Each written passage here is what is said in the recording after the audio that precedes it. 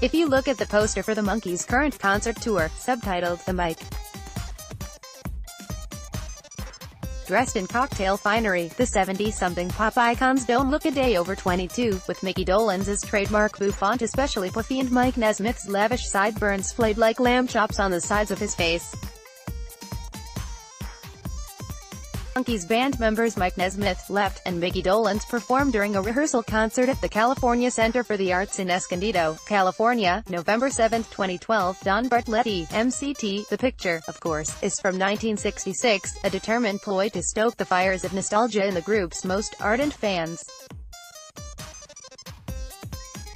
Never mind that bassist Peter Tork is sitting this tour out, and resident heartthrob Davy Jones died of a heart attack in 2012. The duo that remains will perform Monday at Toronto's Sony Centre. Article continued below. This sly marketing maneuver speaks volumes about the expectations of those paying to see the remnants of a group that hit both the music charts and TV airwaves just as the fabled 60s youthquake was reaching its ecstatic, revolutionary peak. I sometimes feel like I'm my own tribute band, laughs Dolenz when I ask if it's hard, at 73, to impersonate his 20-year-old self. If you believe, as I do, that people want to hear those songs as they remember them, as their 9-year-old self, then yeah, there is some truth to that. Not just with us, with all heritage acts, it's a place. Dolenz, whose career spun into acting, directing and stage work in his post-Monkee career, never thought he would be when he showed up for a TV audition and landed in one of the biggest-selling pop groups of all time. Unlike, say, the Rolling Stones and Paul McCartney, he's not resurrecting a music career that has been his lifeblood since the halcyon days of Beatlemania. Read more. Rewind. The Monkees article continued below. Grammy Awards. Hey, what about the Monkees? Davy Jones of the Monkees, a true daydream believer. He's reviving his role as a wacky drummer, too busy singing to put anybody down. That was, frankly, just another acting gig until the whole thing went supernova and turned him into a baby boom touchstone. To cut to the chase, notes Dolenz, who has been patiently explaining this artistic disconnect since the 60s. If you think of the Monkees not as a group but as a little bit of a Broadway musical, a Marx Brothers musical on TV, then everything makes more sense. We met one Monday morning. I said, "Oh hi, I'm Mickey," and the producers said, "This is Mike, Peter and David. You guys are the Monkees." These were not bandmates. They were other cast members of this show. That's always how I've looked at it. Through the course of our conversation, Dolenz will make this same point several times, a clear indication that 5 decades after they came under fire for not playing their own instruments, the whole manufactured band controversy is still a sore spot. Elvis Presley was panned. The Beatles were panned, points out the group's genial philosopher King. When I ask if the critical drubbing hurt, they said, "They'll never last more than a week, so it never even crossed my mind. When you're as successful as we were, frankly, you just don't give a shish." The hipwazzy, as Dolenz calls them, just didn't get it. A lot of people that really took their rock and roll very seriously thought that unless it was incredibly socially relevant in some major significant way, it was invalid. They just hated it. But that's not what the Monkees was about. What was it about? An imaginary rock and roll band that lives in this imaginary beach house in Malibu.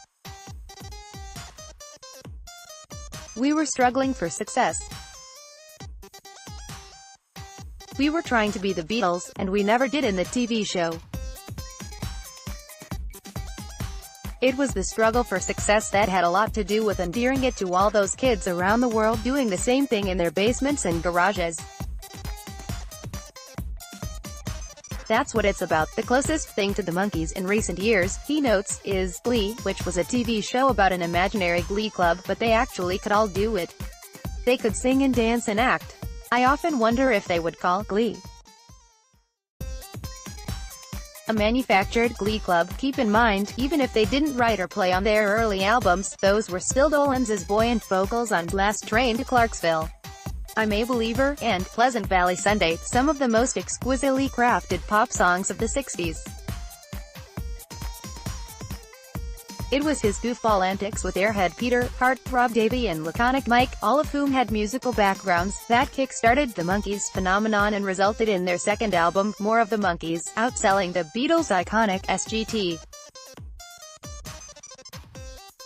Pepper, in 1967, and consider the people who did get it: John Lennon, the Beatles, Alice Cooper, Frank Zappa. So the Monkees was a TV show about a group, sums up Dolenz, whose Kitchener concert will feature an 11-piece band, including Sister Coco and Nesmith's son Christian, with a set list of hits and obscure album tracks. But clearly the producers had in mind that if it happened, we would go on the road, because you had to be able to play an instrument to get into the auditions. The producers' big mistake. They wanted it both ways. You've heard the stories of us having the Palace Revolt, confirms Dolenz about the fight for artistic control that ended with Nesmith putting his fist through a wall, because we had absolutely nothing to say about the music in the beginning, not the songs or who was gonna write them. Everybody was using studio cats, including the Beach Boys, Birds, Mamas. And then you went on road and played it all if that was common.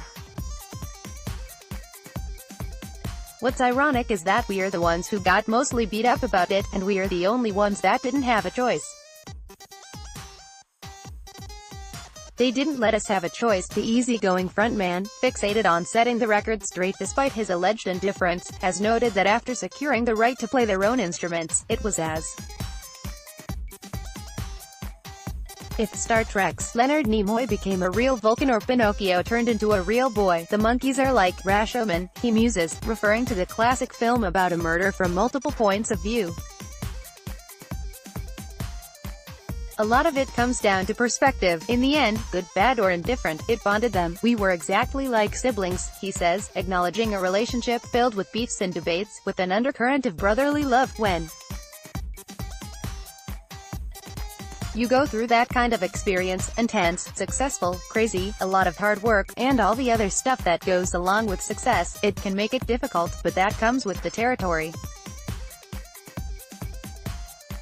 I personally have not had any major problems with any of the other guys, which begs the question, where the hell is Torque? Peter said he wasn't available, notes Dolenz, the only band member to participate in every Monkees reunion. He's working on a tribute to Lead Belly. He's a huge blues fan, even more contentious. How will they perform Jones' signature hit, Daydream Believer, without the band's perky departed pinup? When we first got back together after Davey passed, it was Mike's idea to say, look, this song does not belong to us anymore. It belongs to you, the audience, and we got a couple of people up on stage and they sang it. 6 years later, Dolenz fills that role, and the fans accept it, because on a visceral level, it's not about Davey, Peter, Mickey or Mike. It's about the audience, a group of middle-aged 9-year-olds trying to recreate their past. In show business, our cargo is emotion, points out Dolenz. Not the little plastic CD or the vinyl record or celluloid. Our cargo is emotion. That is what we sell. If Jones' death makes that bittersweet tug just a little more resonant, the 2018 version of the fake TV boy band that touched a generation will have succeeded beyond its wildest dreams.